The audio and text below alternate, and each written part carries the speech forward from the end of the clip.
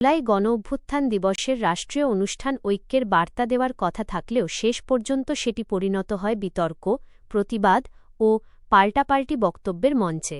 রাষ্ট্রীয়ভাবে প্রদর্শিত জুলাই গণঅভ্যুত্থানের প্রামাণ্যচিত্রকে কেন্দ্র করে এনসিপির নেতাকর্মী ও জুলাই যোদ্ধাদের একাংশের তীব্র আপত্তিতে অনুষ্ঠান জুড়ে তৈরি হয় উত্তেজনাপূর্ণ পরিস্থিতি।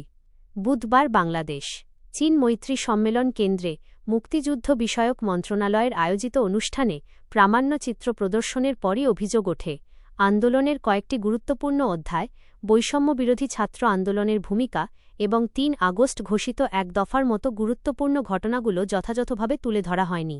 প্রতিবাদকারীদের দাবি, ইতিহাসকে আংশিকভাবে উপস্থাপন করে রাষ্ট্রীয় বয়ান প্রতিষ্ঠার চেষ্টা করা হয়েছে। প্রতিবাদ শুরু হতেই হলরুমে হট্টগোল ছড়িয়ে পড়ে। এক পর্যায়ে অনুষ্ঠান বন্ধ রাখতে বাধ্য হন আয়োজকেরা। মঞ্চে থাকা মন্ত্রীদের শান্ত থাকার আহ্বানেও পরিস্থিতি দ্রুত নিয়ন্ত্রণে আসেনি। এনসিপির নেতারা প্রকাশ্যে প্রামাণ্যচিত্রের সংশোধনের দাবি জানান এবং এটিকে একপেশে উপস্থাপনা বলে অভিযোগ করেন। উত্তেজনার মধ্যেই মুক্তিযুদ্ধ বিষয়ক প্রতিমন্ত্রীর বক্তব্য আরও বিতর্কের জন্ম দেয়। তাঁর মন্তব্যে প্রতিবাদকারীদের ক্ষোভ বাড়ে এবং দুই পক্ষের মধ্যে পাল্টাপাল্টি স্লোগান ও বাকবিতণ্ডা শুরু হয়।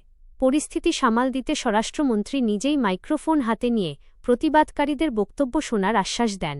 পরে এনসিপির সদস্য সচিব আখতার হোসেন মঞ্চে উঠে বলেন, জুলাই আন্দোলনের প্রকৃত ইতিহাসের গুরুত্বপূর্ণ অংশ বাদ পড়ায় অংশগ্রহণকারীদের মধ্যে ক্ষোভ তৈরি হয়েছে। তিনি দাবি করেন, রাষ্ট্রীয় নথি ও প্রামাণ্যচিত্রে ইতিহাস বিকৃত বা অসম্পূর্ণভাবে উপস্থাপন করা হলে ভবিষ্যৎ প্রজন্ম বিভ্রান্ত হবে। পরিস্থিতি শান্ত করতে মুক্তিযুদ্ধ বিষয়ক মন্ত্রী ঘোষণা দেন, প্রামাণ্যচিত্রে কোনো ত্রুটি থাকলে তা পর্যালোচনা করে সংশোধন করা হবে।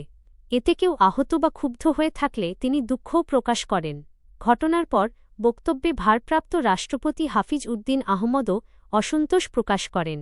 তিনি বলেন, জাতীয় অনুষ্ঠানে এমন বিশৃঙ্খলা দেশের জন্য বিব্রতকর। একই সঙ্গে তিনি স্বীকার করেন, প্রামাণ্যচিত্রে গুরুত্বপূর্ণ কিছু বিষয় বাদ পড়ে থাকতে পারে এবং সেগুলো সংশোধনের প্রয়োজন রয়েছে।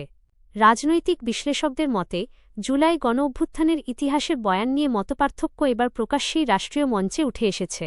যে অনুষ্ঠান জাতীয় ঐক্যের প্রতীক হওয়ার কথা ছিল, সেটিই শেষ পর্যন্ত ইতিহাসের উপস্থাপনাকে ঘিরে নতুন রাজনৈতিক বিতর্কের জন্ম দিল।